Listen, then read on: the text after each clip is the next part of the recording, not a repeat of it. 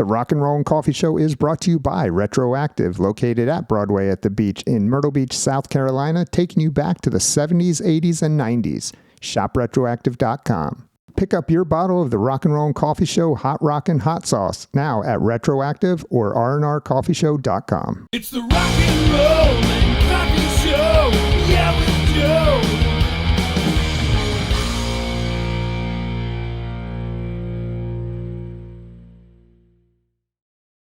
So it's your day off right now, right? You're in Canada, I believe? I'm definitely in Canada. I'm not actually sure what city this is. Hold on. This is Montreal, one of my favorite cities in Canada.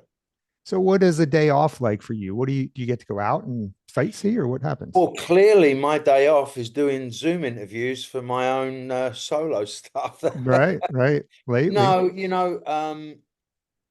we sleep late. We get to sleep late because everyone's tour logistics is different. This band, we have a plane. So what that means is we are able to fly after a show. Like commercial airlines don't fly at midnight, but private planes do. So our travel logistics on at least on this tour is we play and then people think we're having an after show or it's back to the hotel and it's not. We've already checked out. We drive to the plane, we fly to the next place. So we get in 3 o'clock in the morning, 4 o'clock in the morning, sometimes once we've flown, but the next day's a day off. So my day off today is, it's noon here. I've been up about an hour. I'll go out. Montreal's a lovely city. I like to go out and, check out things. There's a beautiful basilica, church type place, Notre Dame here, which is, I think, a replica of the one in Paris. So I'm going to go check that out. Do you go out on your own or do you guys hang out together? We hang out. I mean, sometimes it's with the drummer Eric or the keyboard player Paul. Steve Stevens comes out sometimes. It just depends on energy levels. But I'll go out on my own. I mean, I'm very self-contained. Let's talk about the Morrison Project, which you released back in, I think it was May, right? Dude, I'm not being funny. It's been such a blur. Yeah. If you say May, sure. Okay. If like 2 years ago, because there's been so much going on. And the weird thing is we haven't even really started yet. We have so much. We have so many videos already shot or planned to be shot, singles going to radio. It was a huge album cycle, and because of the success of the crack cocaine song, you don't want to trip over your own self as you're releasing stuff. So we just kept holding back on the new releases while crack cocaine did its thing and went to number one. Yeah, that's amazing. Did you have any idea like that this would happen when you released it? I didn't have any idea I was making a record, let alone that there was going to be a number one song on it. And obviously, look, you write a song with Ozzy Osbourne and Steve Stevens, it's going to have a chance. Um, you release an Ozzy vocal when he hasn't got an album out of any kind. Now your chances are getting even bigger. However, this is the music business, and everyone knows there's zero guarantees. And also, you're better off having no expectations in the music business. So I have zero expectations of anything I do. So everything is bonus. That's a It's good way to great. look at it. It's much better that way. I'm happy. I go out, I play Rebel Yell and White Wedding with a rock and roll icon. It's good enough for me. Anything more than that, like a number one active rock single or whatever the hell's going on with my stuff, that's all bonus. I'm just grateful, you know. You had mentioned that you weren't planning on making a record. At what point did you realize, you know what, I think this is going to be a whole record? Sharon, I'd been writing songs during COVID. I have a studio in my house. We were locked down like everyone, and like probably every creative, I was creating because what else are you going to do when you can't leave the house? So I had a bunch of music, not necessarily songs, 1 minute riffs, 2 minute riffs. I've got I've got a chorus here and nothing else. I've got a verse over here. And at some point, I started singing on those ideas. And at the same time, Sharon called me and said, listen, this crack cocaine song that you wrote with Ozzy and Steve, you should consider putting that out as a single. We think it's a winner. Ozzy will do a video for it. He'll do some press for it, but it should be a Billy Morrison single. And at that point, now I've got an Ozzy song and I've got maybe 4 half-finished Billy Morrison songs, and I had a song that was written for Ministry that didn't make the last Ministry album, but was clearly a Ministry song. And Al Jurgensen is one of my closest friends. So then I think at that point I sat back and went, well, hang on. You know, I've got Ozzy and obviously Al, I can get to sing on this song. I've got a bunch of my stuff. Maybe there's a record here. Very, very casual. Didn't have any idea who was going to put it out, who would even want that, you know? Was it difficult to decide who you wanted to have on the record? Like who you wanted to sing No, what songs? no, not at all. Because the way that worked, I've told this story many times, but it needs to be understood. I didn't sit down and think, how many famous people can I get on this record? I just didn't do that. What I did was I completed 12 songs, instrumentally, all the music. And by default, the songs told me who needed to sing on it. I sung on 6 of those songs on that album because the lyrics came to me when I was listening to the music. I had a vibe. I knew that I could sing it. It was in my range. It was my energy. And then you get to things like Just Like a Movie. Well, that's a hip hop song. It's clearly a hip hop song. I have you know, Daryl in my phone book. So you call a rock and roll Hall of Famer who invented hip hop because he's your friend. Ozzy was already on that track. Al Jurgensen, if you listen to The Eyes Have It, there's no one else that can sing that riff. It was clear. And then, you know, Linda Perry, the piano ballad, pure Bowie type music. You know, I'm listening to that ballad. I sang that song, Chasing Shadows, as a demo. So the world will never get to hear that version. It was that good, I, huh? yeah, yeah, it was that good that I immediately sent it to Linda and went, "Can you sing this properly?" So I was very lucky to get Linda. And then Corey Taylor. I mean, that song was seemed like a complicated song musically, and Steve Vai was the obvious choice for that solo, and Corey Taylor's voice and ability to sing stuff like that is unquestioned. So it all just fell into place, really. Very organic, Joe. Yeah. So making a record that way, I mean, how is that different from making a record for a record label, say? Oh, it's totally different. That's why this record is a success. That's Hmm. why if you have a look on the internet, and everything on the internet must be true, you know, every single comment is this album is unique, it's honest, it's different. The reason for that is I wasn't thinking I'm making a record. It needs to sound cohesive. I need to have X amount of singles. I wonder if people are gonna like it.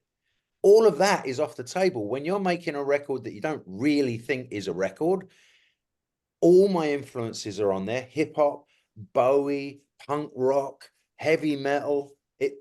No one puts that all on an album if they're really serious about making an album. But what it gave me was an honest. Everyone has said when I listen to this album, it feels honest. Well, I don't know about you, but what I want out of my music is honesty. The Sex Pistols was about as honest as you get, and they changed my life. So I'll take honesty over a finely crafted 12-song record company album packaged nice and neatly with 3 singles. Here you go. I made this without really knowing I was going to make it, and then went and found the record label that understood it. You know what I mean? As opposed to try and get a load of money for it. This is not about money at all. Why did you choose to go with your record label instead of maybe doing it on your own or something like that? Because I happened to ask a good friend of mine, Brett Scallions, who he was the singer of Fuel. Hmm. I said, "Do you know anyone who will say yes to a really bad business arrangement?" And he said, he said, "You want to speak to Dennis Sanders, who owns the label group. They're through Virgin, so the distribution is huge. Virgin are one of the biggest." He said, "But Denny is old school, and if you've got some crazy, wacky left of center business suggestion for him, he will at least listen." And I ran through with Dennis how I saw this album. And this was never, I want to take it to Epic or Sony and get a big check, and like none of that worked for me. What I wanted was a label that understood the potential of having an album where all 12 songs can be singles. All 12 songs can have videos. All 12 songs speak to different genres. And he understood that. And he said, "Billy, this is a great album, I'm in." And so we did the deal. And sure enough, now I think we're shooting a video when I get off the road here for song number 10. Okay. Now you have 3 videos out, right? Is it 3? Let me think about it. Yes, there's 3, and I don't know when this comes out, Joe, but we are about to put a press release out. When does this come out? So I don't blow things for myself. Started probably within a week, I would say. Okay, so you'll get the exclusive. So we're going to be putting out 2 singles at the same time at 2 different formats, 2 different radio formats, which is very difficult for big labels to do, let alone little labels. But that's the whole point of this plan, is trying to show what a little label with some big distribution and some big dreams can do. So Crack Cocaine, first of all, #1 active rock in the country. Very difficult to do when our competition was Pearl Jam and Five Finger Death Punch. You know what I Yeah, mean? yeah. But we did it. And now what we're going to do is release 2 singles. I'll let the press release say what those are, but there's 2 videos, 2 singles. The videos are insanely cool. And one will be at one format at radio, and the other will be completely opposite format. And what we're trying to do is show the diversity of this album, that we can have a chart single in 2 different charts at the same time. You got to be having a blast being able to do this So great. because normally you can't. I'm an old punk rocker. Yeah, So what I'm trying to do is just upset the apple cart just a little bit, and why I'm having a blast. There's no pressure. sure. There's no, my mortgage is paid by painting. It's my primary source of income. By being Billy Idol's guitar player, my mortgage is covered. Sure. So this solo album is purely an exercise in how much fun me and Dennis, the label, can have with a collection of 12 songs that are undeniable. Undeniable. This is having a blast with great music. Yeah. Look, I called him up and said, "Hey, should we get some billboards in Times Square and Sunset?" Now, what little artist calls his label and goes, "This makes no sense financially, but let's get billboards and tell the world." And to his credit, he's like, "Hell yeah." And we got billboards, Times Square and Sunset Boulevard. So fun. Yeah, it's fun. It's what music business was meant to be, Yeah. Well, and like you said, there's no expectations going into it. So you're not really going to have any failures. You're just throwing Can't stuff fail. out there. I already cannot fail. Already what's happened is beyond a huge success. What I can do now is actually try and get a little serious about the message, which is make music. If you Hmm. think you've got something to say, the kids, let's say the kids, that phrase, the kids out there, if you think you've got something to say, and in actual fact, not kids, I'm not 21. Right. This is happening for me at a late age in the music business.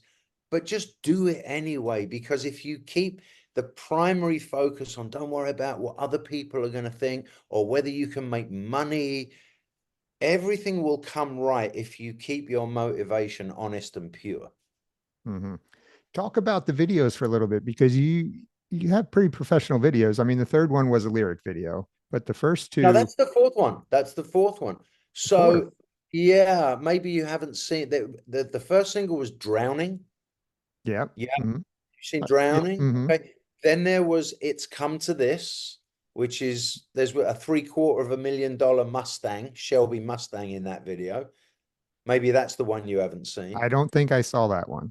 Okay, and then there's Crack Cocaine with Yep, Ozzy, saw that one. obviously. And then there's the lyric video, which, you know, lyric videos are interesting in that they're required now. People want lyric videos. So we have we're going to basically, we're doing videos for all 12 songs on the album.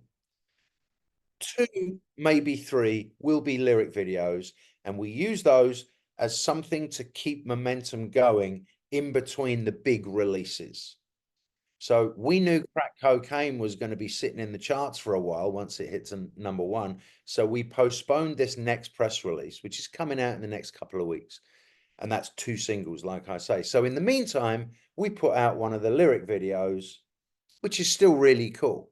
But the other videos are testament to what you can do on a shoestring budget. Believe me, shoestring budget. Really, they look really good. That's because we used everyone who worked on those videos, from the directors to the camera guys, the DPs. We used passionate people, and it makes a difference when you're Sure. working with passionate people. Look, I will play guitar to the best of my ability on a band's song that can't afford me if I love the band and the song.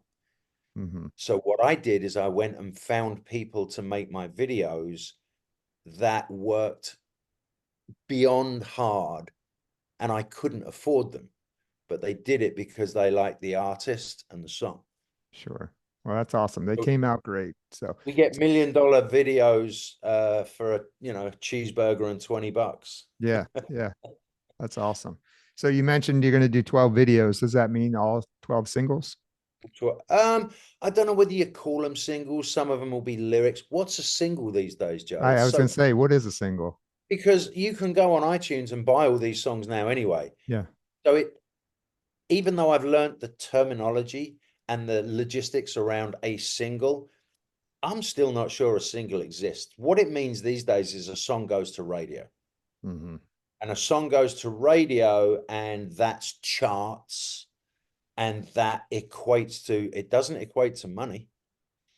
I made Ozzy and Steve laugh because when it got to number 1, I sent both Ozzy and Steve a text and I said, huge congratulations. We did it. We're a team. And then I said, 30 years ago, we would all be buying new houses now.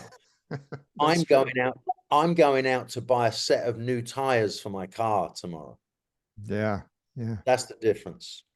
Right. It's so hard because, I mean, I don't know if anyone has the answer of how you release music these days. Do you release a one single at a time? Do you release the whole album right up front? You know what? I don't know what the best way to do that is. Joe, you're right. I don't know. For me, the best way is how we're doing it because, again, the no pressure thing. Yeah. I can have a long album cycle here because there's no pressure.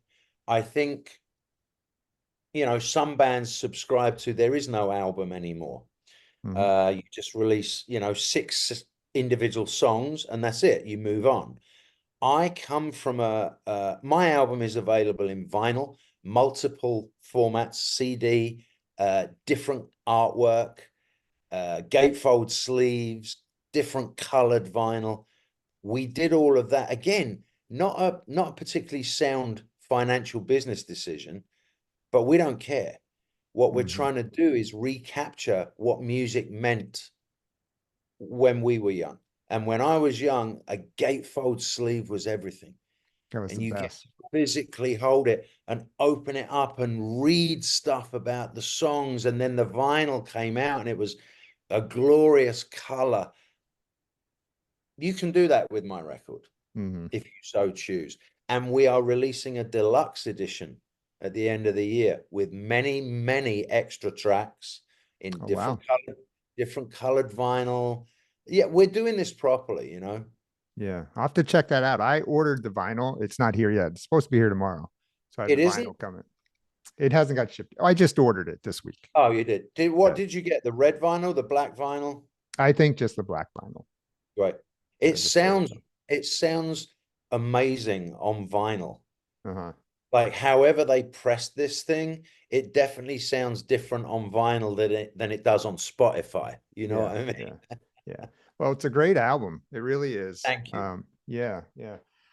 Talk about, like you said earlier, your paintings is your primary source of income. Yeah, people don't know that. Yeah. Yeah. Your paintings Well, are great. people know that once they message me and go, "How much for that painting?"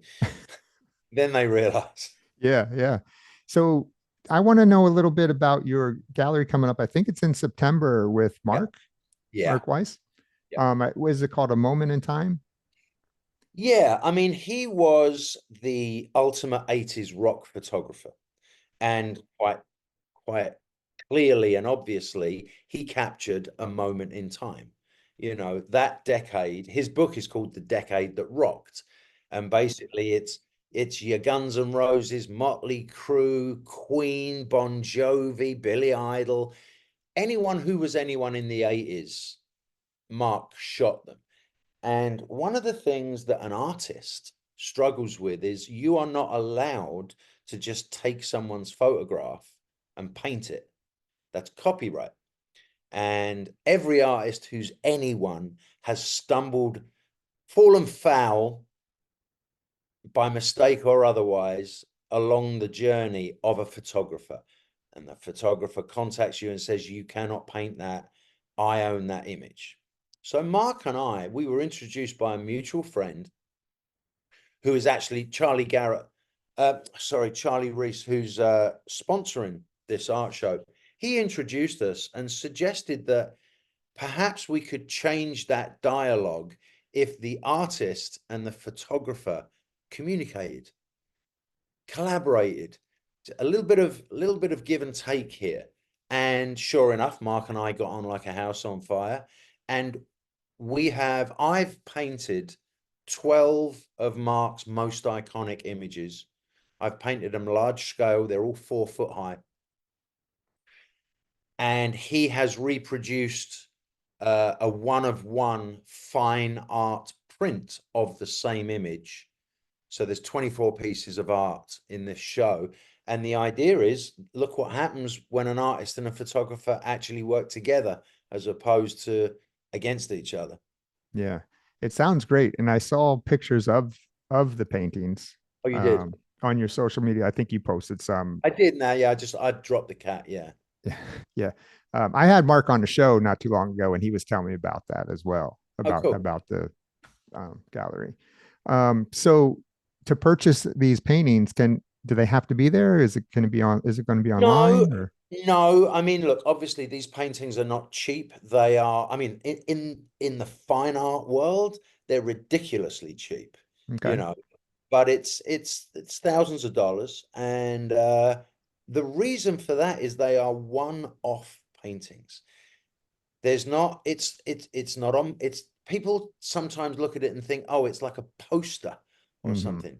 This is painted with oil paint, and spray and acrylic it's called mixed media. It's on canvas on a frame, and there's one of each image. So they're unique and they're signed by me and Mark. Both the photograph and the painting are both unique one-off pieces. So people can, there's plenty of ways. You can email me. My email is on that post. It's on all my social media posts. It's on Mark's social media posts. And we have also sent out a catalog to collectors that we anticipate most of these paintings to already be sold before we open the doors, and people will just be able to see them. But it's about being a collector. If you want to be a collector, yeah, you can purchase these things before the doors open. How were these painted? How did, was it with all just, with blood, sweat, and tears, Joe. Blood, sweat, and tears, buddy. well, I mean, like the images, were they, did you make like, was it layered stencils with the spray paint or was it hand? Multi process. I made multi-layered stencil, multi-layered meaning like 15 or 20 Yeah. layers. There was oil. All the backgrounds are oil, which took about a month to dry.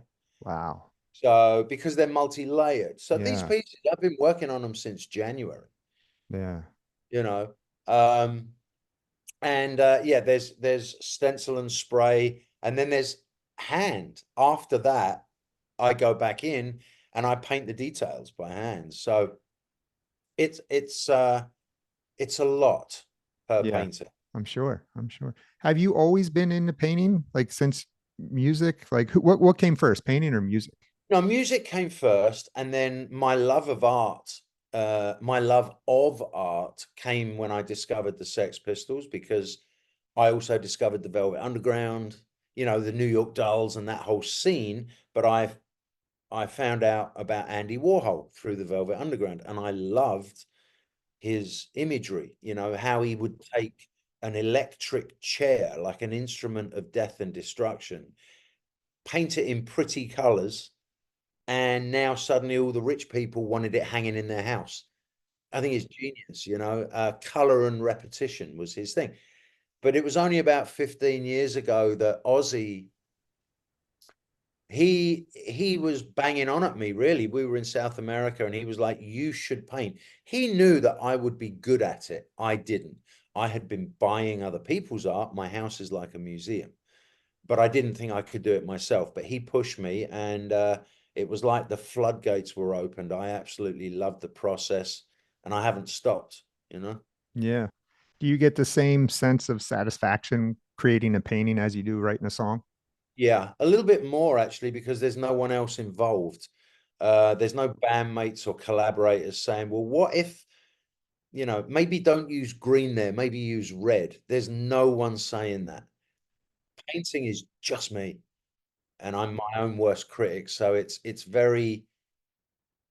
like writing a song, but on steroids, emotionally. Where do you get the inspiration from when you're looking at that blank canvas? I mean, how do you start with your paintings? I don't really know. I mean, one of the things that I've been saying in interviews, and I believe it, is creativity keeps me out of jail. It's no secret I've had a really checkered past. I've been a good boy for the last 29 years, but before that, I was not a nice guy, and I was a desperate guy. And I think that when you've lived multiple lives like that for a long time as well, Mark, like 15 years, I was out. I was a different person. But what that did is gave me a lot of life experience that maybe some people don't have, and a different perception on certain things. Like to see the world from a homeless man's point of view. I was homeless for a couple of years. Not Hollywood homeless. I was living under a box. So I don't know what to tell you. When you've lived, when you've done that, when you've been begging for quarters on Hollywood and Highland, when you've been stabbed, when you've been to jail, you have a different perception on certain things that comes out when I stare at a blank canvas. I have maybe a little weird thought process that other people don't have. I don't know. Um, we don't have to get into your sobriety and stuff, but you've been sober a long time. How did you make that adjustment once you decided to get sober and became sober? How did you, because that's when your career started, right? Was Yeah. after that. So how did you get up to that next level coming from A it? work ethic. It's a work ethic. I mean, I didn't really choose to get sober. I subscribe to the fact that I was granted a moment of clarity. The universe let me see the reality of where I was at and what was going to happen if I didn't put the heroin down. I mean, I was going to die. I was going to Mhm. die. But you can't even see that fact when you're in a narcotic haze. But I was granted a moment of clarity and I could see it clear as day. So once you've made that choice and you ask for help, I did not do that to sit around and work in Walmart. And that's no offense to anyone who Sure. works in Walmart. As long as you're happy in life, that's great. But I came out of my drug addiction with a powerful work ethic. And even to this day, to the detriment of my personal relationships, Hmm. I'm a workaholic. But I came out of that drug addiction determined to make something of myself. So was the cult your first big break? Not really. I mean, Stimulator was the first really big break. We signed a massive deal with Geffen. Um, Obviously, that band never did anything. I mean, we toured and we had a great time, but ultimately Geffen got bought out. But that was my first understanding of how the business works, how the record labels work.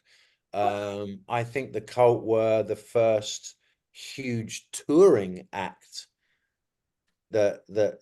that was when I realized what touring the world is like, and football stadiums and Yeah. arenas and private planes and all the rest of it. Um, and Idol, I've been with Idol for actually tomorrow is my 15th year anniversary Happy with Billy. anniversary to that. Yeah, I mean, who knew?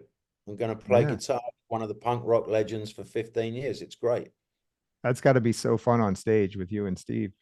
It is. It is. Me and Steve have a blast. I mean, you kind of develop, like the Joe Perry, Brad Whitford thing, or the Angus and Malcolm thing. You develop that. If you can't help it. So 15 years on the same stage with one of the world's greatest guitar players. First of all, I've gotten way better at being a guitar player because you have to, you know. Yeah, I mean, playing with someone Yeah. like Steve, I'm sure.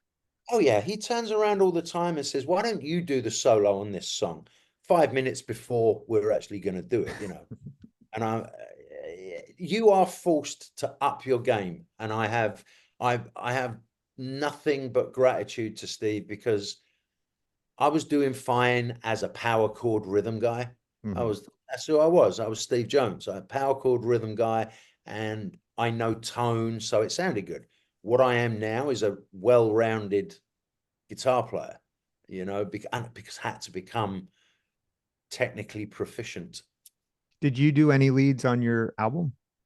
A lot of them, most of them. You do? Okay. Yeah, Okay. I mean, look, John Five plays the main lead on The Eyes Have It. Steve Vai obviously plays that whole big long section on Incite the Watch. Um, Steve Stevens played the solo on Crack Cocaine, but 90% of the lead guitar is all me, yeah.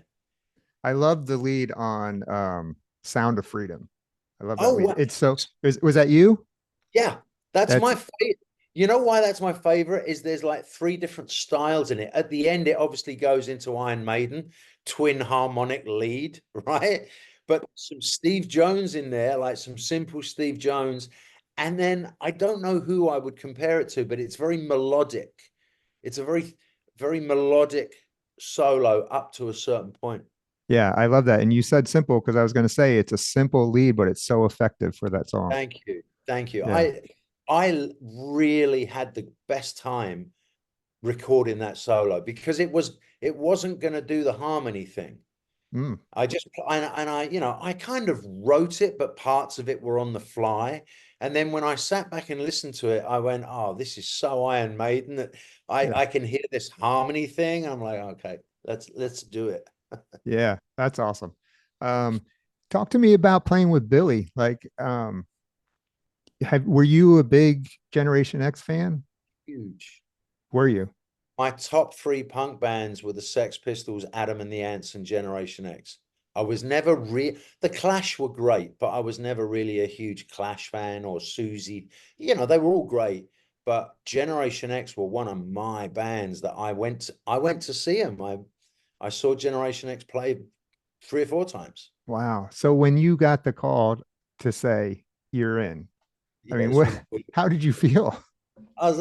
Well, Steve Stevens called me Billy had done a couple of gigs with my band, the celebrity band that I have, you know, the covers band. Mm-hmm. So Billy knew who I was, but I was friends with Steve. You live in the same town, and we're both guitar players. So I was friends with Steve, and Steve called me, and it's the most bizarre thing to think that, you know, when I was 12, I played hooky from school, jumped on a train without paying, you know, hid in the bathroom of the train, got into the center of London, climbed through a bathroom window to go and see Generation X. And then years later, I'm in the band. I'm in his band. It's bizarre. And I'm very grateful, very grateful. Yeah, that's crazy how the world works. You know how that happens Yeah, you couldn't have throughout told me life. that when I was, hey, little 12-year-old Billy, you know, you're going to end up being guitar player for that guy. And it's just beyond imagination. Do you record with Billy? You guys do studio stuff? Yeah, well, I co-wrote the Kings and Queens of the Underground album was co-written me, Steve, and Billy, and we've recorded together. Yeah, of course. I mean, he's on my solo album. Mr. Dream is the And you know, I knew it was Billy because it says that, but it doesn't really sound like Billy Idol, I don't think. I think it's great. more than one person has said that to me, and I think I like that comment. I'm Yeah. not sure. I can't figure it out. I mean, people obviously are saying it doesn't sound like Billy, but it is, Yeah. and it's very sneering punk. I like it. Yeah. No, it works. It works. Everything on that you did on the album worked. Thank you. So, yeah, man. All right, Billy. Well, listen, I know you're on your day off, so I'm not going to keep you much longer. I got to go and do some laundry, buddy. You got to get that done. Yeah, You can't be smelling out there. that's right. Got to smell nice. All right, man. Well, listen, I appreciate your time. Thank you so much, Joe. Take it easy. All right, buddy.